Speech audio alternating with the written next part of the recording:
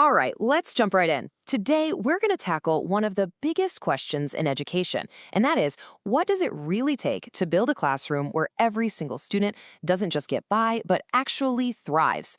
We're going to explore the core philosophy, the essential tools, and the very real barriers that shape the modern learning environment. So, let's start with the big question at the heart of it all. Yeah, this is the big one, right? This is the ultimate goal.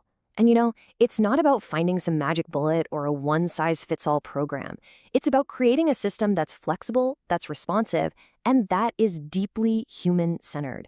And that whole journey, it doesn't start with a tool or a program. It starts with a philosophy. So where do you even start? Well, it all kicks off with a guiding philosophy, a core idea that really shapes everything that comes after. That idea is called Inclusive School-Based Enquiry, and it's pretty much the foundation for the kind of classroom we're talking about. Okay, so what does that actually mean? At its heart, it's this idea that every student, no matter their background, their abilities, or how they learn, brings something unique to the table. And all of them are better off when they're active drivers of their own education.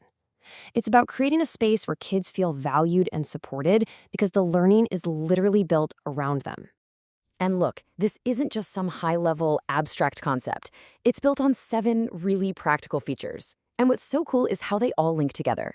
You see things like collaborative learning and student-centeredness, which shifts the focus away from the teacher at the front of the room to the students discovering things together.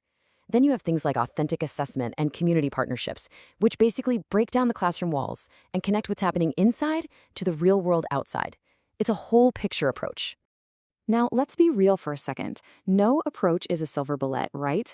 It's super important to look at both sides. The advantages are huge. We're talking deeper understanding, more creativity, real motivation. But the challenges are just as real. This kind of teaching takes a ton of time, a lot of resources, and some serious expertise from the teacher. So yeah, it's not the easy route, but the potential payoff is absolutely massive. Okay, so if the whole game plan is to build the classroom around the student, then step 1 has to be truly understanding that student, right? On a really deep level. This is where the diagnostic toolkit comes into play. And the star of that toolkit is something called the child study. The easiest way to think about a child study is like a diagnostic process, but for educators.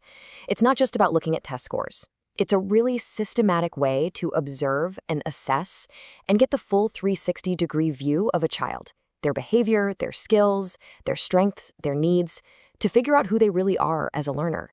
And this isn't just random guesswork, It's a structured 5-step cycle.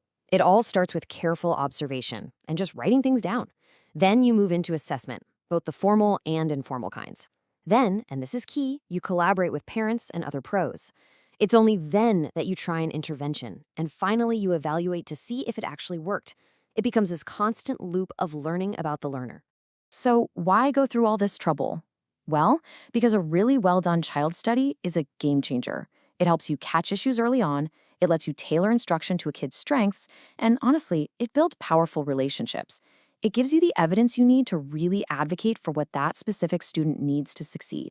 All right, so we've got the big picture philosophy, and we've got a tool for understanding our students. But who's actually gonna do all this? This brings us to how we prepare new teachers for such a complex job. And a great model for this is called supported teaching. Yeah, think of supported teaching in schools, or STS for short, as basically a residency program, just like for doctors. The idea is simple, but powerful. New teachers aren't just tossed into a classroom and told good luck. Instead, they're placed with experienced mentors in real classrooms where they can learn the ropes with a safety net. And here's the kicker. This whole hands-on, mentored approach, it doesn't just help the new teacher. The benefits actually ripple out across the entire school. In fact, there are at least 10 big ones. You can really see that win-win-win cycle here. The student teacher gets the skills they desperately need. The mentor teacher gets a chance to grow professionally and get some help with their workload. And the students, they get more attention, more diverse teaching, and they're way more engaged. It all feeds back into itself, which is why this model is so great for keeping good teachers in the profession and ultimately helping students achieve more. Okay, but let's get back to the classroom reality.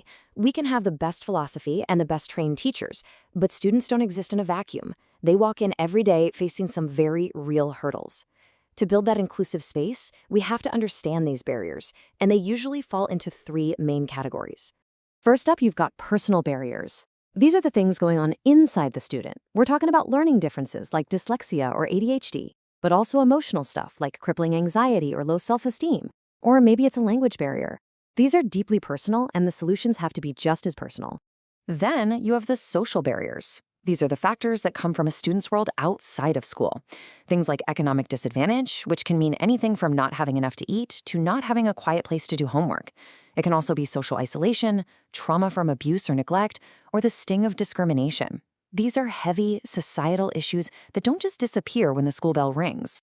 And finally, there are the environmental barriers. This is literally about the room itself. I mean, think about it. Can you learn if you can't see the board because the lighting's bad? Or if you can't hear the teacher over the noisy heater? Is the room freezing? Is the layout just total chaos? It sounds simple, but a bad learning environment can be a huge roadblock. Okay, so we've looked at the philosophy, the student, the teacher, and all the roadblocks.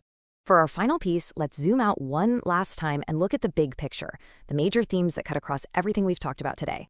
The term for these is cross-cutting issues, and it's a perfect name, really. These are the topics that slice through every single area of education. They affect everyone, students, teachers, parents, you name it. They're like the powerful currents flowing underneath everything. And just like threads in a tapestry, these issues are woven into absolutely everything. We're talking about huge topics like equity and inclusion, the digital divide, global citizenship, and, of course, the health and well-being of our students. These aren't just buzzwords or boxes to tick off a list. They are the fundamental challenges and opportunities that define what a modern education even is. So, here is the takeaway. Building a truly effective modern classroom, well, it's not simple. It is a deeply interconnected puzzle. It's about philosophy and it's about diagnostics. It's about training teachers and knocking down barriers, personal, social, and environmental, all while trying to navigate these massive, system-wide issues. Which really brings us to the final and maybe most important question of all. With so many tangled factors at play, where on earth does a school or even just one teacher begin?